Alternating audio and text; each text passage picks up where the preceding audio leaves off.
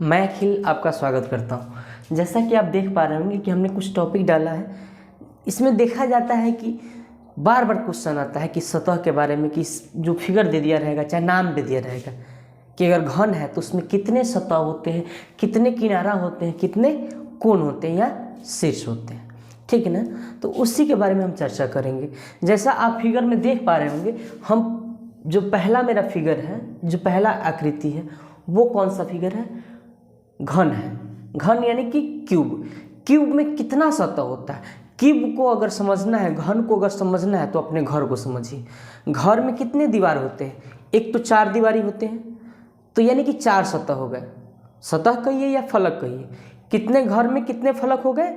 4। 4 दीवारी जो हो गया 4, एक छत हो गया 5, एक जमीन जो हो गया वो क्या हो गया? 6 हो गया। यहाँ भी आप देख पा रहे होंगे कि एक नीचे हो गया, एक ऊपर हो गया 2, एक इस साइड में हो गया 3, एक इस साइड में हो गया 4, एक आगे हो गया 5, एक इसके जस्ट पीछे हो गया, यानी 6 फलक हो गया, 6 फेसेस हो गए। ठीक है ना।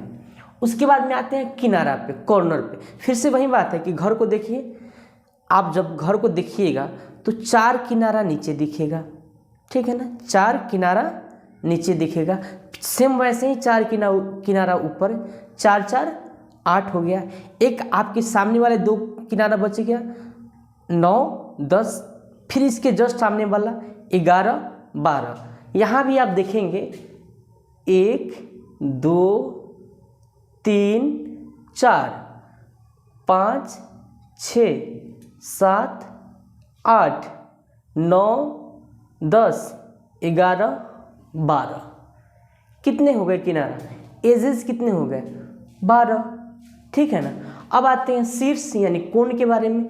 कोण देखिए 1 2 3 4 5 6 7 8, यानी कि घन में 6 फलक, 12 किनारा और 8 शीर्ष कहिए या कोण कहिए। ठीक है ना।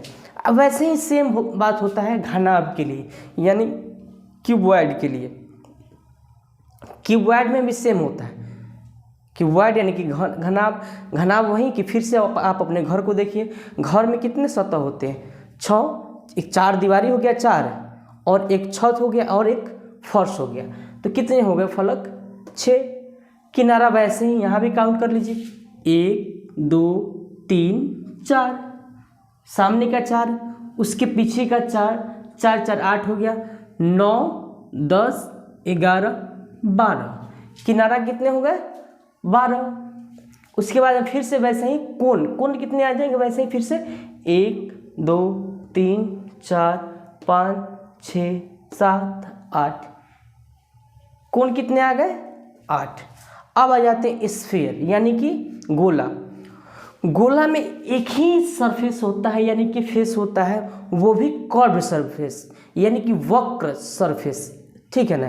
वक्र सतह एक होता है। गोला जब भी कहेंगे इसको मतलब आप कंपेयर कर लीजिए किससे? फुटबॉल से कंपेयर कर लीजिए कि फुटबॉल में एक ही सतह होता है, एक ही सतह होता है। ठीक है ना। उसमें ना ही आपको किनारा दिखेगा, ना ही आपको शीर्ष दिखेगा। ठीक है ना। वर्टेक्स नहीं दिखेगा और ना ही एजेस दिखेगा, यानी केवल और केवल एक फलक होता है। अब आ जाते हैं कोण यानी कि शंकु। शंकु में 2 फलक होते हैं। शंकु में 2 फलक होते हैं। जैसे ये पेज हो गया, इसको हम शंकु बनाएं, कोशिश करते हैं शंकु बनाने के लिए। तो ये जो हो गया, एक फलक तो आपको ये दिख रहा होगा कर्व्ड सरफेस, ये वाला सरफेस आपको दिख रहा होगा। एक सरफेस ये हो गया, एक नीचे भी सरफेस आपको दिखेगा। इसको अच्छा से बनाया जाए तो नीचे भी एक सरफेस दिखेगा। ये वृत्ताकार एक सरफेस नीचे होगा और एक ये कर्व्ड सरफेस यानी कि वक्र सरफेस, यानी 2 सतह दिखेगा, जिसमें एक फ्लैट सरफेस होगा, यानी कि ये पूरा निचली फ्लैट होगा और ये कर्व्ड होगा, यानी कि 2 सरफेस हो गया। किनारा, किनारा ये इसका कोई एंडिंग नहीं है, यहाँ पे कोई समाप्त नहीं हो रहा। जब आप शंकु को देखेंगे तो यहाँ पे कोई समाप्त नहीं हो रहा, तो यहाँ किनारा नहीं बन रहा है। एक ही किनारा है नीचे, एक किनारा नीचे, तो कितना किनारा हो गया, एक किनारा, और शीर्ष भी केवल एक ही दिखेगा आपको, शीर्ष केवल ये वाला पॉइंट जो दिख रहा है आपको, ये क्या हो गया, शीर्ष। तो शंकु में कितने फलक होते हैं, दो फलक, एक फलक जो हो गया फ्लैट और एक हो गया कर्व्ड, और किनारा एक दिखा नीचे में जहाँ पे वृत्त बन रहा था, एक किनारा। फिर उसके बाद में शीर्ष के बारे में चर्चा किया गया, शीर्ष एक ही होता है नहीं, जहाँ पे फोल्ड हुआ है ये क्या हो गया, शीर्ष हो गया। तो यहाँ से हम शंकु को समझ पाए। सिलेंडर यानी कि बेलन में कितने फलक होते हैं, जैसे हमने इस A4 शीट को फोल्ड कर दिया है, बेलन बना दिया है, क्या बना दिया है, बेलन, ये बेलन बना दिया है। एक सतह आपको ये दिखेगा, ये सतह आपको एक दिखेगा, एक सतह ये हुआ, एक इसकी निचली सतह हुई और एक ऊपर हुआ, 1 2 3, कितने सतह हुए, 3 सतह, जिसमें एक कर्व्ड सरफेस था यानी वक्र सरफेस था, ठीक है ना, एक वक्र सरफेस था और 2 फ्लैट सरफेस, ठीक है ना। तो कितने यहाँ पे हो गए, 3 सरफेस। किनारा एक ऊपर दिखेगा ये वाला किनारा और एक नीचे दिखेगा ये वाला किनारा, कितने किनारा हो गए, 2। यहाँ पे कहीं भी आपको ये शीर्ष नहीं दिखेगा, कोण कहीं नहीं बना हुआ दिखेगा, कोण कहीं बना हुआ दिख रहा है आपको, तो कोण कितने हो गए, 0, ठीक है। इसके बाद हम इसको मिटाकर एक और नेक्स्ट पेज दे रहे हैं, फिर उसको समझते हैं, ठीक है ना। चलिए नेक्स्ट पेज में हम अब देख रहे हैं कि यहाँ पे हम चर्चा की है ट्रायंगुलर प्रिज्म के बारे में, ट्रायंगुलर पिरामिड के बारे में, स्क्वायर पिरामिड के बारे में, त्रिकोणीय प्रिज्म, त्रिकोणीय पिरामिड और स्क्वायर पिरामिड, ठीक है ना। तो इसको समझने से पहले आपको ये समझना होगा कि प्रिज्म और पिरामिड में फ़र्क क्या होता है। जब प्रिज्म की चर्चा करें तो बेस जैसा ही उसका शीर्ष दिखेगा, जैसा बेस होगा वैसा ही शीर्ष होगा, यानी जैसा आधार होगा वैसा ही उसके ऊपर वाले फलक को देख सकते हैं। जैसे आप घनाभ को देखते हैं, क्या देखते हैं, घनाभ को, तो घनाभ में नीचे जैसा बेस रहता है, नीचे जैसा बेस रहता है ठीक वैसा ही बेस ऊपर रहता है, जैसा बेस नीचे रहता है ठीक वैसा ही बेस ऊपर रहता है। तो घनाभ किस कैटेगरी में आ गया, प्रिज्म के कैटेगरी में। वैसे ही आप घन को भी देख लेते हैं, घन भी ऐसे ही जैसे नीचे होता है वैसे ही ऊपर होता है, यानी आप अपने घर को भी देख सकते हैं, सतह जिस टाइप से नीचे है वैसा ही सेम ऊपर दिखेगा आपके रूम के अंदर में, ठीक है ना। तो प्रिज्म जब भी चर्चा करेगा तो उसमें 2 बेस होगा, एक ऊपर वाला एक नीचे वाला। लेकिन जब हम पिरामिड की बात करें तो पिरामिड कुछ नहीं, मंदिर का ऊपर वाला खूब जो बनता है ना, वो जिसपे ध्वज टांगा रहता है, इस टाइप का बना रहता है त्रिभुजाकार, इस टाइप से, इसके ऊपर ऐसा कुछ ध्वज रहता है। तो एक त्रिभुजाकार टाइप के जब बना रहे, यानी एक केवल बेस रहे, केवल एक बेस रहे, और जाके उसका जो बाकी साइड वाला कॉर्नर ऊपर जाके मिल गया, तो क्या बनेगा, वो बनेगा पिरामिड। पिरामिड को समझने के लिए आप सुने होंगे कि मिस्र एक देश है जहाँ पे किस बात के लिए जाना जाता है, मिस्र को किस नाम से, किस बात के लिए जाना जाता है, तो मिस्र में सबसे ज़्यादा क्या है, पिरामिड देखा जाता है। पिरामिड यानी समझ गए कि ऊपर जाके एक जगह मिला होगा, यानी उसका एक ही बेस होगा। बेस क्या होगा, एक ही होगा। तो यहाँ ट्रायंगुलर पिरामिड हो गया, यहाँ स्क्वायर पिरामिड हो गया, ठीक है ना। तो आते हैं फिर से अपने क्वेश्चन पे कि जब हम ट्रायंगुलर प्रिज्म देखें तो उसमें सतह कितने होते हैं, किनारा कितने होते हैं और कोण कितने होते हैं। तो जैसे हमने एक कोशिश किया है इसको बनाने का, ट्रायंगुलर प्रिज्म अब देख सकते हैं ऐसे रखा जाए इसको, जैसा सतह ये ऊपर वाला है ठीक वैसा ही सतह नीचे वाला है। नीचे त्रिभुज है तो ऊपर भी त्रिभुज बन गया है, नीचे त्रिभुज है तो ऊपर भी त्रिभुज है, और त्रिभुज अगर नीचे है तो वैसा ही त्रिभुज ऊपर है। यही देखिए 2 बेस हो गया, ठीक है ना।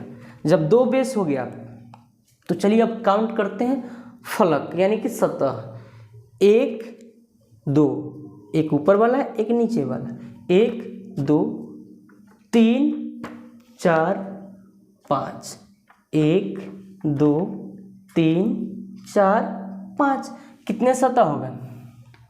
5। अब आ जाते हैं किनारा पे, 1 2 3 फिर 4 5 6 7 8 और एक इधर वाला 9, कितने किनारा हो गए? 9। अब आ जाते हैं कोण पे, शीर्ष पे, 1 2 3 4 5 6, शीर्ष कितने हो गए? 6। अब आ जाते हैं ट्रायंगुलर पिरामिड पे। पिरामिड में जब कहे त्रिकोणीय पिरामिड, यानी कि बेस त्रिभुजाकार होगा, बेस को त्रिभुजाकार, तब 3 को तो यहाँ पे सरफेस, एक सरफेस दिख गया, नीचे वाला एक सरफेस, फिर एक साइड से इस टाइप से सरफेस गया होगा, तो 2, एक इधर से गया होगा, 3, एक उस साइड से आया होगा, 4, तो कितने सरफेस हो गए? 4, 1 2 पीछे इसके 3, एक नीचे 4, ठीक है ना, सरफेस कितने हो गए? 4। अब आ जाते हैं किनारा पे, किनारा 1 2 ऊपर वाला 3, अब नीचे का 4 5 6, किनारा कितना होगा? 6। अब आ जाते हैं कोण पे, कोण पे 1 2 3 4, 1 2 3 4, कोण कितने हो गए? 4। वैसे ही स्क्वायर पिरामिड, नीचे क्या बना होगा? वर्ग। नीचे कौन सी आकृति में होगा? वर्ग, वर्ग में होगा, और ऊपर जाके फिर से त्रिभुज टाइप का बना होगा, त्रिभुज टाइप का जाकर बन गया होगा और एक जगह मिल गया होगा। तो देखिए, सबसे पहले नीचे वाला एक सरफेस हो गया होगा, एक सरफेस नीचे वाला, यानी एक सतह नीचे, फिर इसके इस साइड से 1, फिर इसके जस्ट सामने वाला 2, फिर इस साइड से 3 हो गया, एक नीचे एक ही बगल से, इसके जस्ट सामने 1, तो 1 2 3 हो गया, फिर इधर वाला 4, इधर वाला 5, यानी एक नीचे, फिर इस साइड से एक, फिर इस साइड से एक, तो 1 2 3, फिर इस साइड से एक 4, फिर इसके जस्ट पीछे एक 5, कितने सतह हो जाएंगे? 5। अब आ जाते हैं किनारा पे, किनारा 1 2 3 4, 1 2 3 4, अब 5 6 7 8, किनारा कितने हो गए? 8। अब आ जाते हैं कोण पे, शीर्ष पे, शीर्ष देखते हैं 1 2 3 4 5, शीर्ष कितने आ गए? 5, ठीक है। तो उम्मीद करते हैं कि आपको समझ में आया होगा, और ये भी उम्मीद करते हैं कि एग्जाम में क्वेश्चन आए तो आपसे बन जाएगा, ठीक है ना। तो फिर मिलते हैं आपसे ऐसे ही अगले क्लास में, तब तक आप अपना ख्याल रखिए।